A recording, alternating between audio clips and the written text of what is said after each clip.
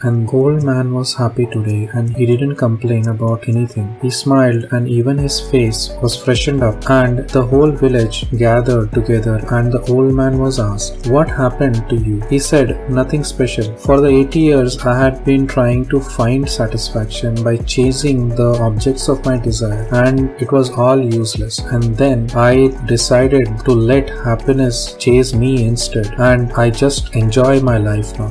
Hello friends, welcome to my channel All Things Spiritual. Today we will talk about satisfaction and what it would take us to really be satisfied and content with our lives. Please don't forget to like, share and subscribe to my channel if you like the content. A wealthy doctor from America had a palace for a home, and he met my guru and told him that he was pretty unsatisfied with his life because his son was academically not performing well. Man, even though all the vehicles of pleasure are present at his feet, he then still doesn't know what he really wants. He told my guru that his son was very good at sports, that he was not academically good, and that's what he didn't like about him, and he wanted him to be a doctor. My guru told him that he will never be contented in his life, and he was too involved and knotted into his son's life, and he would need to keep his mind aloof of such topics, and that God would decide on his son's progress.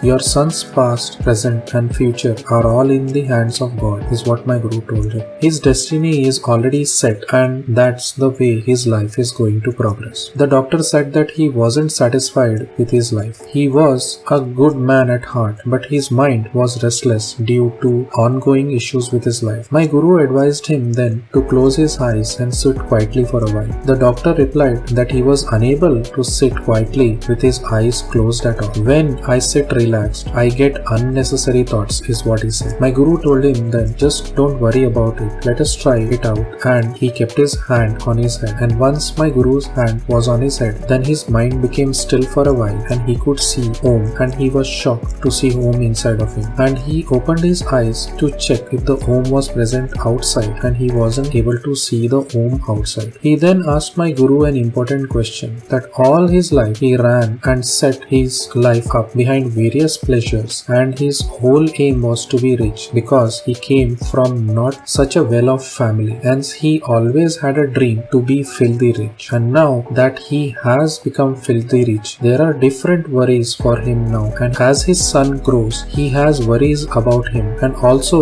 other worries about running his practice of his own, and it's not a joke, and any slip here or there he could get sued. My standing in this world is all on my merits," he said, "and the peacefulness I got by you just touching my head, why couldn't I get this peacefulness all my life? I experienced for that moment a different kind of mind. Such a peacefulness is a luxury, and it's more than the worldly abundance that I have. What kind of an abundance is this?" My guru replied to him that the doctor would never come out of his worries, as his mind was always habituated to be worried, and he had just put his hand on him so that he could imagine how much of a peacefulness would be within my guru. And to say that he misses this peacefulness is untrue, because God is everywhere, and even though he was living in America doesn't mean God doesn't reside there. God is therefore everywhere, and you should have faith that wherever the skies are seen, there is God. Where there is land, there is God. Where there is wind, there is God. And where there is water, there is God. Where there is hot, there is God. Where there is rain, there is God. The world is God's. And my guru said that he was a small servant of God, and he just put his hand on his head for just 5 minutes, and the doctor experienced such peacefulness. And if you felt contentment by just meeting the servant of God, what would happen if you had met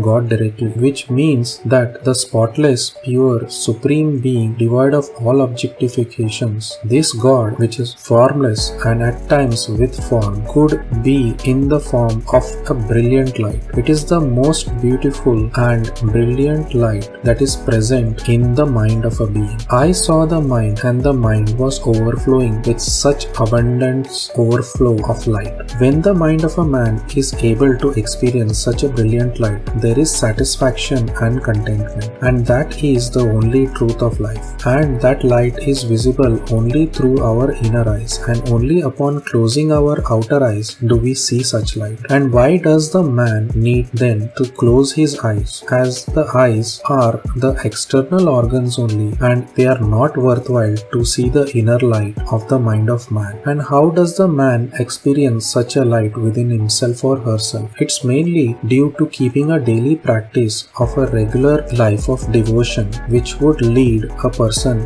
into a life of satisfaction and contentment. Man should keep a seated position and he should be close to God. So where does God reside? God resides within man, and once the man is able to close his eyes and he is slowly able to align his frequencies with the Atma that runs his show. The main criteria for the progress of man is therefore the purity of his mind. Man needs to sacrifice his ego, disorders, and the sacrifice of his attachments are a part then of gaining the purity of mind. And unless the person's mind has been satisfied and contented, it cannot gain this purity. The words satisfied and contented have much more of a meaning in this context. Satisfaction could be such that there is no need to gain anything else in the world. He then experiences happiness to such an extent that he doesn't need to sleep. The condition of man, however, is that he doesn't get sleep due to the worries and anxieties that he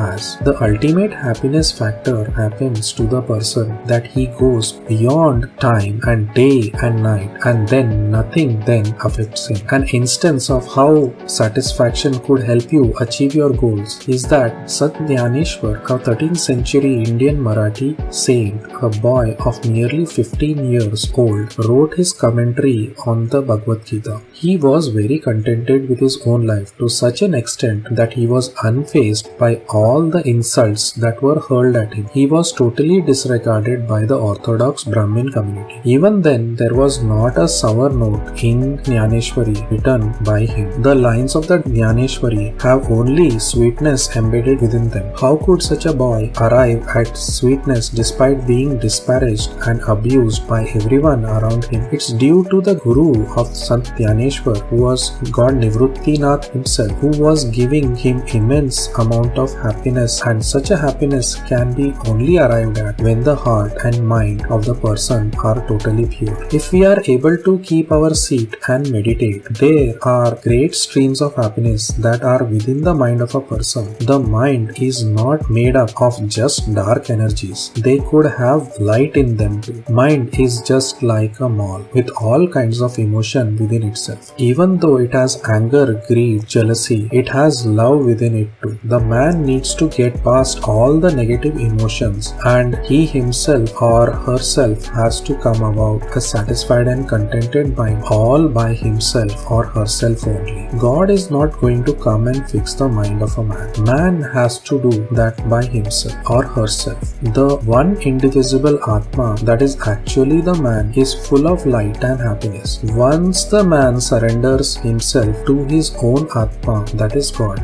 then shines forth the light of the mind. Such a surrender cannot be achieved through any worldly means. No amount of trading or barter of any goods would lead to such a state. Nothing what the Jiva thinks through his mind would work out. The ego has to be totally surrendered. Once the man is able to clean his thoughts, then begins the process of purity. It cannot be a crash course or a last minute revision before an exam. The disorders of the mind are not easily able to be crushed. Man, on the other hand, is very impatient in this regard. He feels that he should be able to see God almost immediately. He is hasty and he feels that his anger that he has had for such a long time has to also recede quickly. The ego that he or she has had for various lifetimes, that also the man thinks that has to recede very quickly. It is not possible to untie the knots of your ego. We have to go through the process of untying the knots, and it takes quite a while. The satisfied mind, on the other hand, is very contented, and the mind is then not hungry for worldly topics anymore. The body gets hungry only, but the mind is then not hungry for anything else. Because God has given such a great happiness within the mind of man, such a great satiation in the mind is just like when there is a preparation of food in the home, and how the aroma of that food then comes in the form of the happiness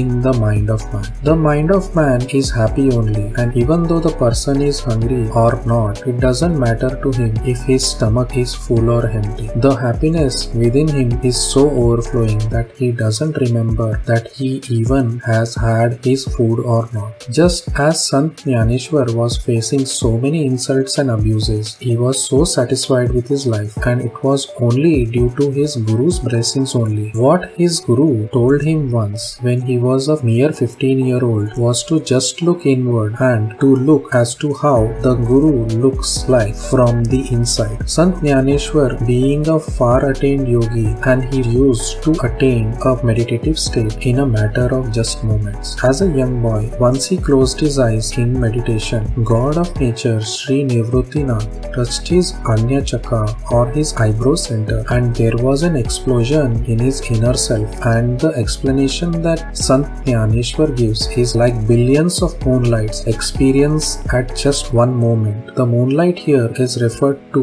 the sweetness of that light. The light just refers to the happiness that is present within oneself. Jnaneshwar tells us that it is very tough to give up one's ego due to the knots that are present within oneself. He said that he sacrificed his own ego into the feet of his Guru Shri Nivruttinath, and that led to the gaining of his moksha state. Then nothing remained except for the satisfaction and contentment in his life. If there is no satisfaction within the life of a person, he is bound to get irritated, restless, and when the man is not satisfied, his mind is then tempted for him to go after the next thing and the next thing, and this asking for the nexts of the mind never ever stops. And then the one who is satisfied with his life, his face only shows the real smile, and the one that is not makes only a show of satisfaction only. The face of a fully satisfied person can make another person satisfied too, because the gaze of such a person doesn't have any wants, but they are a gaze of contentment only. When does life get its rhythm, and why does life become melodious? It's when the man becomes satisfied with his own mind, and not finding this satisfaction, man just is then restless, irritated, and is quick to judge others and shout and hurl insults at them, and the person is in total chaos, and in this chaos you get a higher pitch from the man only. On the contrary, a man when satisfied won't be able to raise his voice no matter what the reason. It is mainly the reason that the high pitch can only be attained with an unsatisfied mind only. When the mind of man is satisfied and composed, then he can start into spirituality, because a saddened mind cannot enter into spirituality because his mind is engulfed into sadness. So if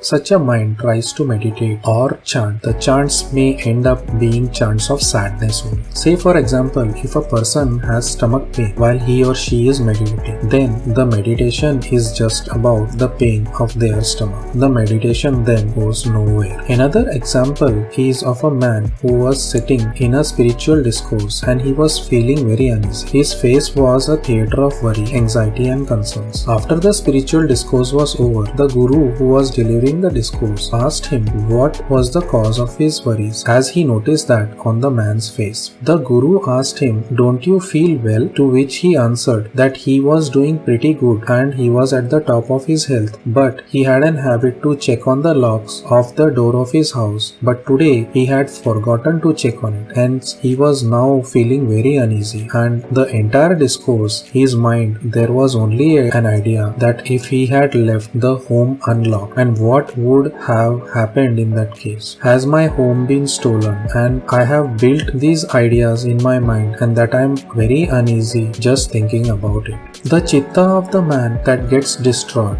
there and then the waves of emotion that go turbulent in the mind, and as the emotions gain ascendance, then the man's expressions also gain their peaks, and these emotions pressurize the person, and the man cannot consider what is happening to him. other organs in the body have no say in this matter, and mind functions, and under these are all the desires that the jiva carries. The intelligence then, under the guise of such desires, takes a decision. It may be for the good or the bad, but in this chaotic blend of thoughts within the mind of the person, the jiva just becomes tormented. But once the mind becomes balanced, dignified and unruffled, the man begins to appreciate his or her surroundings, and he or she gets to enjoy his life, and in the whole process, satisfaction plays an important role. As an example, once the body becomes old, man is then scared of dying. He or she is scared that the body is old and his body loses all his energy, and he is mostly worried of his near future, and he doesn't want to meet with a sudden fate. This he or she is totally scared of,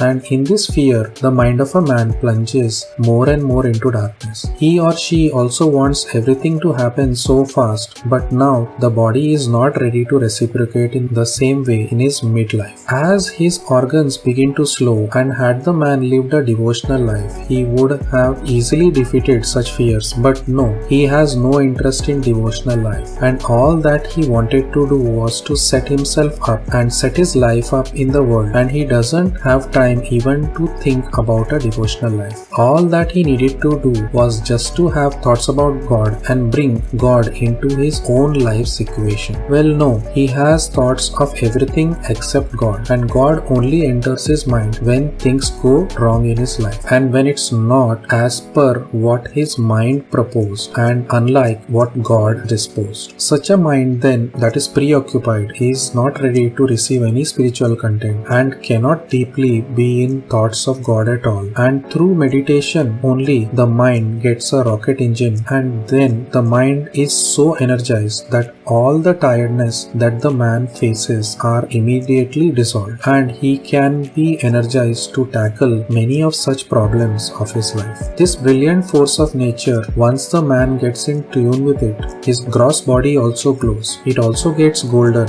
and man won't feel like he has to wear any jewelry because his body glows and is brilliant, and from the gaze of such persons you would understand that they are different and not normal human beings. Sai Baba, as an example, was part of such a brilliance, and even though in his old age his body was just glowing, his body had such an unworldly sweet perfume-like smell. His robe used to smell like it was immersed into sandalwood. This divine brilliance comes also with its own sweet perfume, and this brilliance is not just a mere brilliance, but it's a happiness-giving, satisfaction-giving, and one that obliterates all our desires and disorders. And this is the force of nature. This force is within and outside of all of us, and it's also the universe beyond what our eyes can and cannot see. And through meditation we can get glimpses of such a force of nature, and through chants we can give a loving call to this force that runs our lives. And in that loving call, the call reaches God, and only when the call is of truth, honesty and worship, only when there is no give and take is the call heard by God. When there is no trading and barter of devotion, then only God can be seen. When there is money involved in such a devotion, it leads to nowhere. Such a form is of Maya only, and God watches such Maya and would only crack up at such a devotee. And the only emotion that God understands is then the emotion of love. How did you like the video on satisfaction, contentment, and are you contented with your life, or you feel that you need more? Please let me know in the comment section below, and please don't forget to like, share and subscribe to my channel if you like the content, and I will see you in the next video.